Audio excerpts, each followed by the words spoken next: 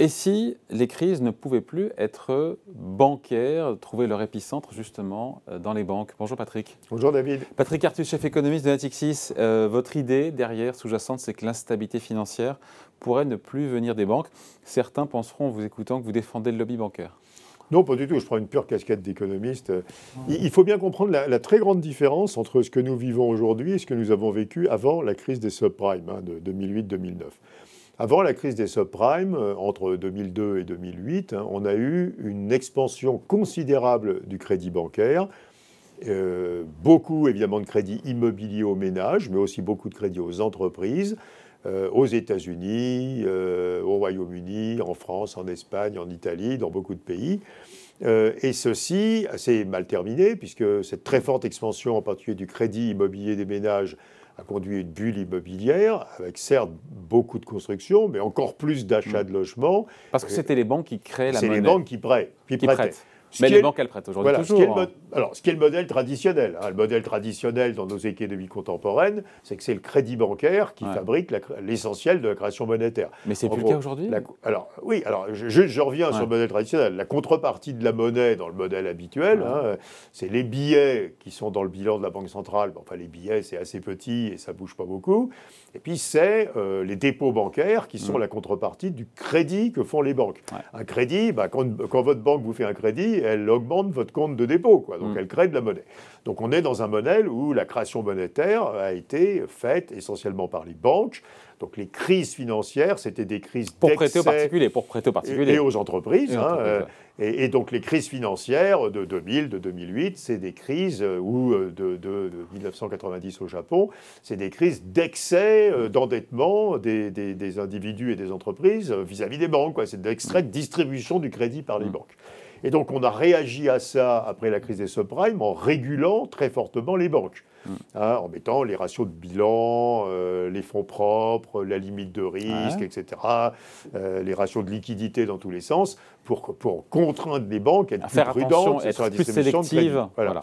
Et quand on fait ce qu'on appelle des politiques macro-prudentielles pour essayer de contrôler le crédit, c'est en jouant sur combien de... Vous voyez ce qui vient d'être fait en France au printemps de cette année. Combien de votre revenu vous pouvez au maximum utiliser pour vous endetter, trop longtemps. pas plus de 30, pas plus de crédit à 25 ans. Enfin, voilà. Donc, on est dans une logique. Mais en quoi ça a changé aujourd'hui? Alors, depuis 2010 et encore plus depuis le début de la crise de la Covid, la monnaie, elle n'est plus du tout créée par les banques. Le crédit bancaire, il augmente extrêmement doucement.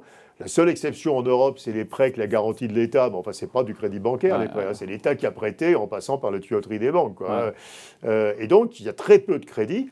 Et la monnaie, la monnaie qui circule dans l'économie, son origine n'est plus le crédit bancaire, mais c'est la monnaie qui est créée par la Banque centrale.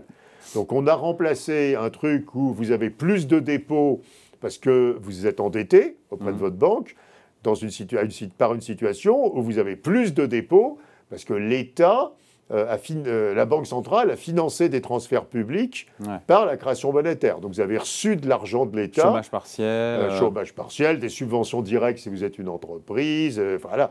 Donc on a eu une monétisation des déficits publics. Et donc la création de monnaie, c'est le financement par la création monétaire d'une partie des dépenses publiques, qui arrive bien sûr après dans vos comptes de dépôt. Et donc ça change tout, ça? Ça change. Donc on peut plus avoir de crise bancaire. Parce qu'on se dit quand même que les taux bas, ça pousse aussi les banques à prêter un peu. Oui, mais regardez les chiffres du crédit. Depuis le post-Covid, le crédit augmente extrêmement peu. Il augmente moins vite que le PIB dans tous les pays de l'OCDE. Et à nouveau, les prêts avec les garanties de l'État, c'est un animal très particulier. En réalité, ils sont sur le bilan de l'État, ils sont pas sur le bilan des banques. Donc le crédit, en dehors de ces prêts à garantie de l'État, a augmenté depuis 2010, a augmenté moins vite que le PIB. Et la monnaie a explosé. Donc ce qui fait exploser la monnaie, c'est directement la création monétaire par les banques centrales, et ce n'est plus la distribution de crédit. Donc on est retombé dans un monde que certains, et en particulier une votation, comme on dit en Suisse là-dessus, appellent le 100% monnaie, c'est-à-dire où seule la Banque centrale a le droit de créer de la monnaie, et plus les banques. Alors, qu'est-ce que ça change? Ça change d'abord qu'une crise, vous le disiez au début, David, une crise bancaire devient très improbable. Et une crise bancaire, c'est quand les banques ont trop prêté, que les emprunteurs font faillite. Voilà, à nouveau, le secteur privé s'est désendetté globalement dans l'OCDE depuis 2010 assez fortement. Donc, deuxièmement, si on veut éviter l'instabilité financière, c'est-à-dire le risque de crise, de bulles et d'explosion des bulles, etc., ça ne sert à rien de le faire par la régulation des banques. Donc, changer les ratios de bilan des banques, leur demander plus de fonds propres et limiter ça ne sert à rien, puisque c'est pas de là. Si les prix de l'immobilier augmentent aujourd'hui partout dans le monde, c'est pas parce que les banques prêtent trop, c'est parce que la Banque centrale crée de la monnaie et qu'on prend cette monnaie pour acheter de l'immobilier. Donc c'est la BCE qui est la source donc potentielle de l'instabilité financière. Ce sont les banques centrales qui fabriquent l'instabilité financière. Donc la seule façon de résorber l'instabilité financière, c'est de réduire les politiques monétaires expansionnistes des banques centrales. Sauf que ça n'est pas sans effet. Hein. Voilà. Et la troisième conséquence, c'est que la monnaie, c'est un passif de l'État. Il faut quand même comprendre ça. Un passif de l'État. La monnaie, c'est une dette de l'État vis-à-vis des agents économiques, vis-à-vis des personnes et des entreprises. C'est une dette de l'État. Et donc, quand vous regardez le bilan de l'État, et dans l'État, il y a la Banque centrale. La Banque centrale, elle appartient à l'État. Oui. Avant, on avait un bilan de l'État où il y avait des obligations. C'était les dettes publiques. En France, c'était les OAT. Maintenant, on a un bilan de l'État où il y a beaucoup moins d'obligations et beaucoup plus de monnaie, puisqu'on a financé par la monnaie une partie des déficits publics. Et donc, en réalité, le passif de l'État, c'est-à-dire l'endettement de l'État, est devenu un passif à très court terme. Techniquement, la monnaie, c'est des comptes de réserve de banque. Donc, c'est des actifs financiers à 1 jour, 15 jours, 1 mois, etc. Donc, en réalité, ce que nous avons vu depuis 2010, c'est un raccourcissement incroyable de la maturité de la dette de l'État, où il y a une partie de plus en plus... Et c'est une bonne chose ou pas ? Mais c'est une très mauvaise idée. C'est une très mauvaise idée. On pense d'habitude que l'État doit avoir de l'endettement à très long terme pour éviter les crises de la dette. Là, l'État a un très gros endettement à très court terme, je veux dire. Alors, c'était un des débats, d'ailleurs, l'année dernière à Jackson Hole, où il y a eu plusieurs présentations d'économistes qui disaient « Mais attention !»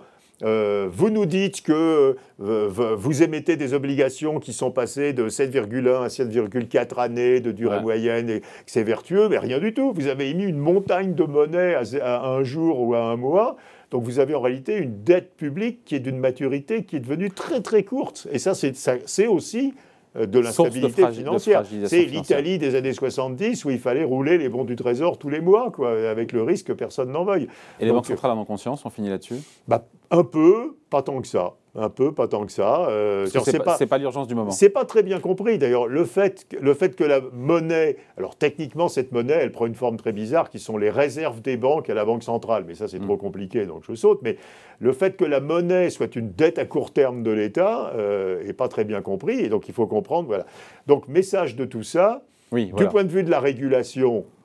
il faut complètement changer. Ça ne sert à rien de réguler davantage les banques après cette crise. Je veux dire, ce qu'il faudrait, c'est réguler les banques centrales. Mais ça, c'est un peu compliqué. Oui. Qui va réguler les banques centrales Elles-mêmes sont indépendantes. Deuxièmement, du point de vue de l'indépendance des banques centrales, c'est quand même très douteux. Parce qu'une banque centrale indépendante qui devient une agence de financement de l'État, c'est quand même pas normalement normal, troisièmement, la crise, elle peut plus avoir une origine bancaire, puisque c'est plus les banques qui ont fabriqué de l'excès de création monétaire. Et quatrièmement, on a une instabilité financière extrêmement forte qui est liée à ce raccourcissement en fait de la durée de financement des États. Et c'est pas de bon augure. Et tout ça est dangereux. Voilà. Super, on finit là-dessus. Merci beaucoup Patrick. Merci. Salut, ciao.